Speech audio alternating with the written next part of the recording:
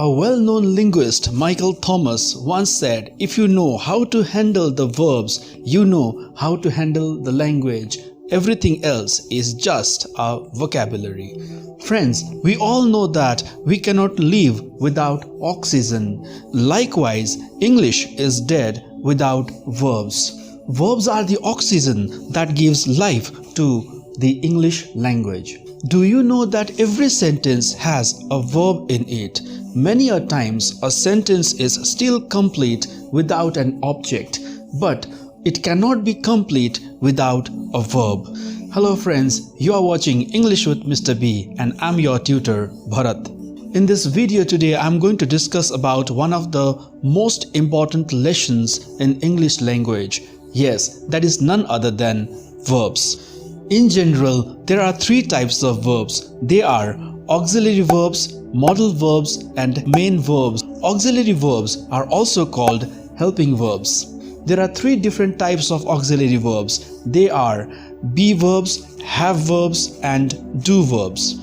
Some common examples of modal verbs are will, would, shall, should, may, might, can, could, need, ought, must, must not, dare, need not, had better, etc. And some examples of main verbs are play, sing, dance, rejoice, and so on. I will be coming up with series of lessons on verbs, and for your better understanding, I have split the entire lessons into micro lessons, and in today's lesson, I am going to discuss about one of the most important verbs. Yes, that is none other than be verbs. Please watch this video till the end, and if you find this video to be interesting, please hit the subscribe button. And yes, don't forget to hit the bell icon so that you get notified every time when a new video is uploaded. So without any further delay, let's begin. Look at this picture. This is a wheel of verbs. The 5 verbs am, is, are, was and were together are called be verbs or to be verbs. These verbs are used with positive sentences, negative sentences and interrogative sentences as well. That means these verbs are also used to frame questions. First, let us try to understand the basic concept. The verbs like am, is and are present tense verbs. That means these verbs are always used in present tense. Am is used only with I in the present tense. For example, I am tired, I am singing, I am watching a movie, etc. Auxiliary verb is used in a sentence when the subject in a sentence is singular in number. For example, he is singing a song. In this sentence, he is the singular subject. It refers to a singular person. That is the reason why he is followed by a singular verb is.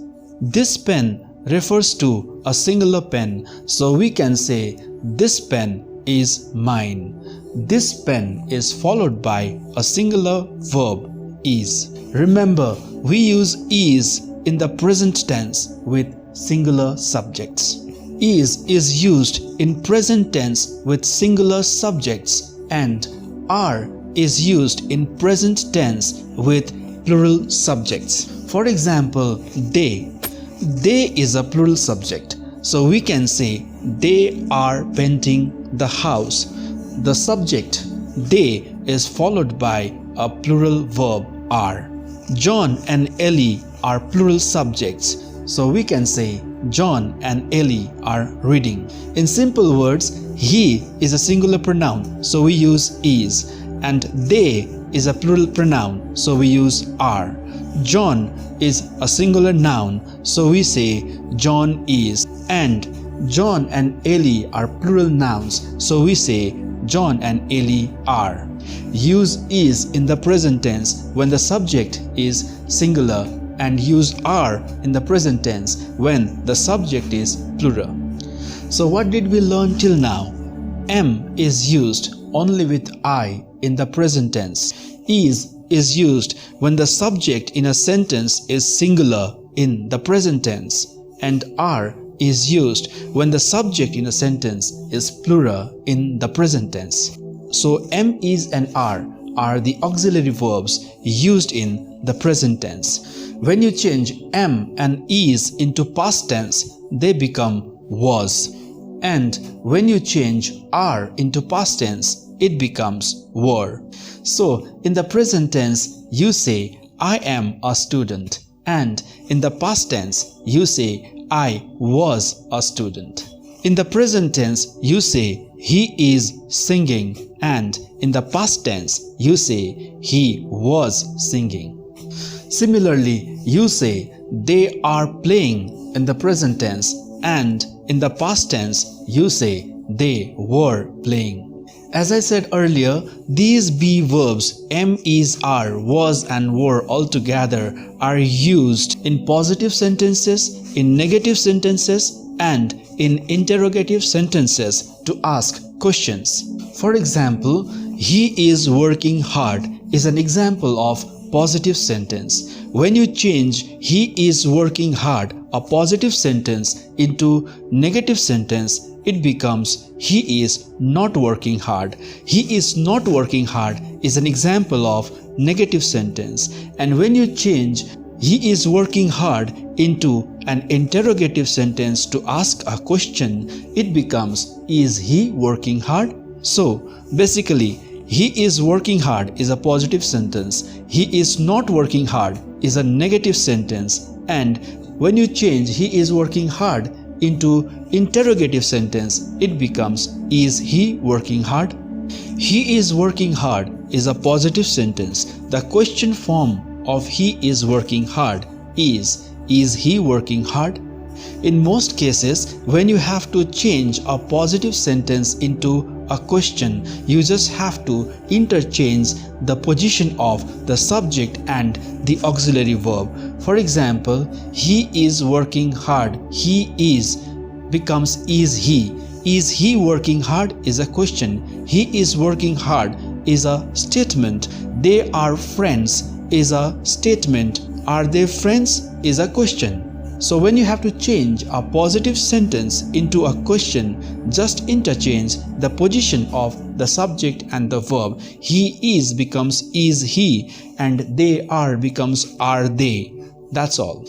Basically, be verbs like am, is, are, was and were, and some other verbs like have verbs are all auxiliary verbs. Their main function is to help the main verb in the sentence. However, in the absence of the main verb in a sentence, these verbs sometimes can also act as the main verb in the sentence. For example, look at this sentence. He is writing a book on social change. In this sentence, he is the subject, is the auxiliary verb, and writing is the main verb of the sentence. So basically, we see that is the auxiliary verb in this sentence. Look at this sentence.